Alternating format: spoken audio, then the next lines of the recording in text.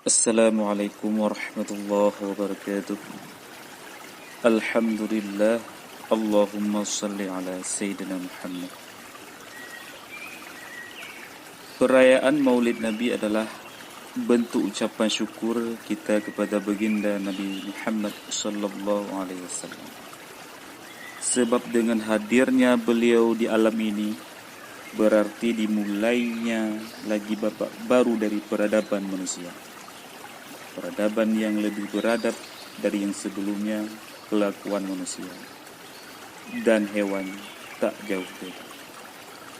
Terutama di abad milenial ini, zaman yang semakin jauh dari sumber terjernih penuntunnya.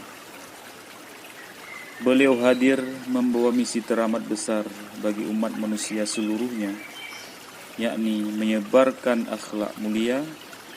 Sudah selayaknya semua itu kita syukuri.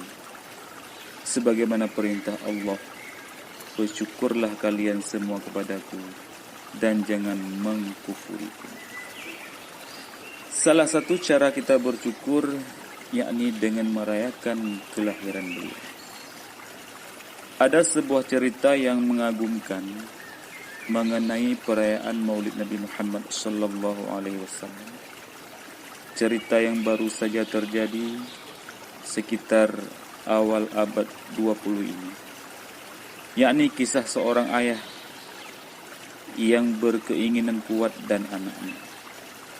Sang ayah adalah kepala keluarga dengan penghasilan minim dan hidup dengan sederhana bersama seorang anak dan istrinya. Ia mempunyai kecintaan yang luar biasa kepada baginda Nabi, rela berkorban apapun guna mereaksikan cintanya.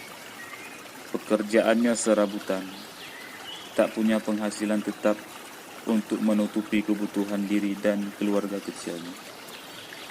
Meskipun demikian, ia mempunyai keteguhan yang kuat.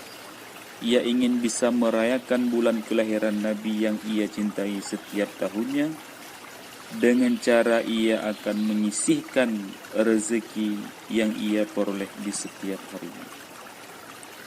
Separuh dari penghasilannya ia gunakan untuk menafkahi istri dan anaknya. Separuhnya lagi ia tabung untuk merayakan Maulid Nabi jauh hari nanti, yang akan ia belikan makanan, minuman sandang, dan apapun yang tujuannya tak lain karena untuk mewujudkan kecintaannya kepada baginda Nabi Muhammad sallallahu alaihi wasallam. Kondisi ini berlangsung bertahun-tahun. Ia pun sukses mewujudkan cita-citanya untuk selalu bisa ikut andil dalam perayaan Maulid Nabi.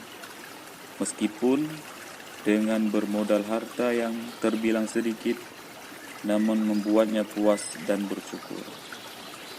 Ia rela dengan kehidupannya yang pas-pasan, ditambah lagi kebutuhan keluarganya yang juga harus ia tanggung, asalkan dapat merayakan Maulid Nabi. Hingga pada suatu kesempatan, ia yang sudah berumur, sebagai orang yang saleh, yang diberi firasat benar oleh Allah, merasakan bahwa ia tak akan berumur panjang lagi. Ia tak akan bisa lagi ikut merayakan Maulid Nabi di tahun ini. Padahal ia sudah siap sedia dengan sedikit tabungannya. Tak ingin jerih payahnya mengumpulkan koin demi koin hilang begitu saja tanpa ada hasil.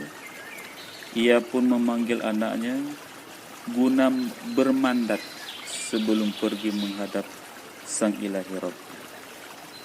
Anakku, aku berfirasat bahwa hidupku tak akan lama lagi, katanya.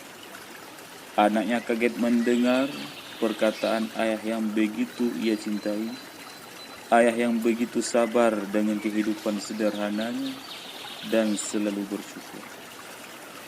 Ayah sudah mengumpulkan uang yang kusimpan di kantong guna merayakan Maulid Nabi tahun ini.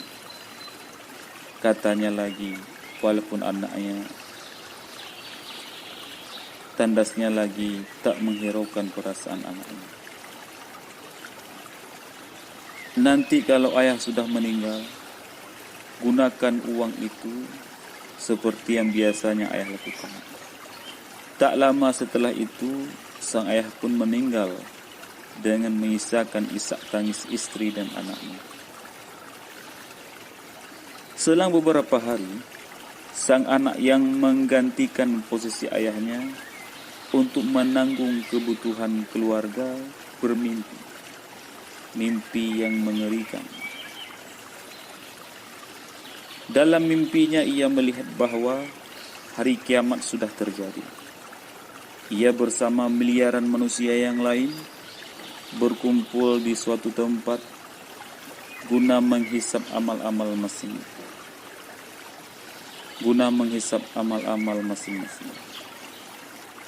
Orang-orang yang dalam hidupnya di dunia banyak berbuat dosa masuk neraka. Yang banyak baiknya mendapatkan pengampunan. Hari yang begitu memilukan semua orang termasuk dirinya. Di hari itu hanya ia yang maha kuasa. Semua manusia akan dihadapkan dengan amalnya masing-masing dengan adil, tanpa ada kecurangan dalam menimbang sedikit pun. Tibalah pada giliran si anak untuk dihisap amal perbuatan. Keringat aliran sungai bahkan lebih deras mengalir. Ketika diputuskan bahwa amal buruknya lebih banyak dan hendak dibawa ke neraka, tiba-tiba ada suara yang menghentikan. Tunggu, masukkan ia ke surga bersama orang tuanya, sebab ia sudah berlaku sama dengan leluhur. Sebagaimana firman Allah bahwa ia akan mengangkat derajat anak cucu orang mukmin dan mengumpulkannya kelak di surga jika anak cucunya masih sejalan dengan orang tua. Setelah itu, masih dalam mimpinya, si anak dengan diiringi malaikat hendak menuju surga. Begitu masuk di surga pertama, ia terkagum-kagum dengan suguhan pemandangan dan kenikmatan-kenikmatan di dalamnya. Ia terus berjalan tidak terasa, saking nikmatnya apa-apa yang masuk di kelopak matanya. Hingga ia sampai di pintu surga yang kedua. Ia ingin memasukinya sambil bergumam dalam hati, jikalau kenikmatan yang ada di surga pertama saja begitu mengagumkan, apalagi di surga yang kedua. Tanpa pikir panjang, ia memasuki surga kedua. Ternyata benar, kenikmatan di surga ini berlipat-lipat dibanding sebelumnya. Ia terus berjalan sambil menikmati pemandangannya, begitu seterusnya.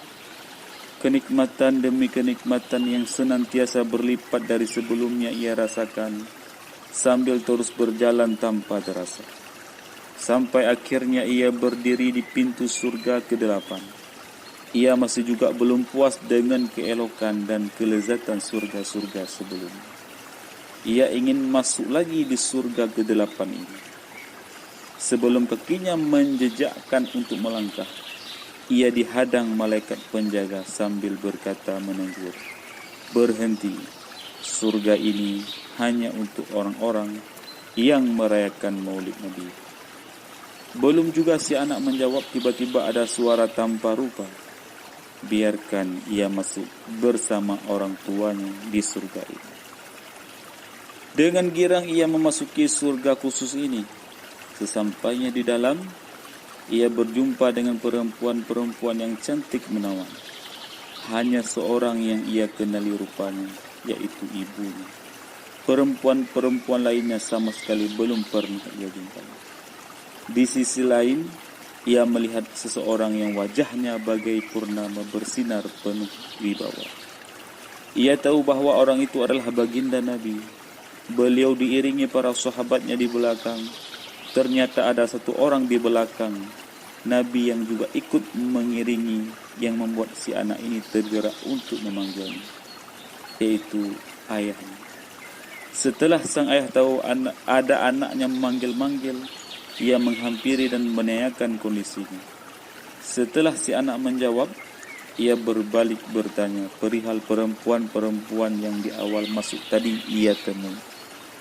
Ayahnya pun mau jawab bahwa mereka adalah istri-istri Nabi, Sayyidah Khadijah, Aisyah, Asiyah, Fatimah, putri Rasul, dan wali-wali perempuan lainnya.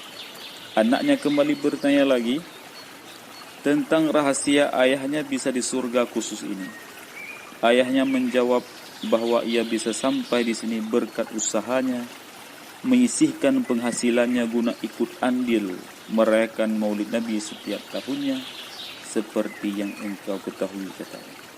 Sampai di sini, si anak tadi terbangun dari mimpi dahsyatnya itu, dibarengi dengan keringat bercucur, sebab perasaannya campur aduk senang, terharu, dan juga takut. Setelah itu, si anak dengan tekad bulat terinspirasi akan menjual semua sisa-sisa harta peninggalan orang tuanya untuk ia gunakan merayakan Maulid Nabi. Setelah semuanya terjual, ia memenuhi tekadnya tadi. Ia sedekahkan semua hasil dari penjualan tanah, rumah, dan perkakas-perkakasnya untuk acara Maulid.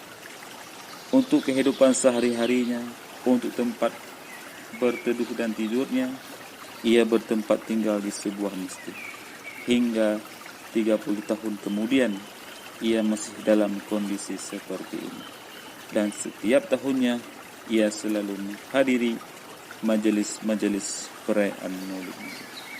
Semoga kita bisa menirukan semangat kedua orang tadi dalam merayakan Maulid. Selamat merayakan Maulid Nabi. Semoga kita mendapat syafaatnya kelak. Wallahu a'lam bishawab.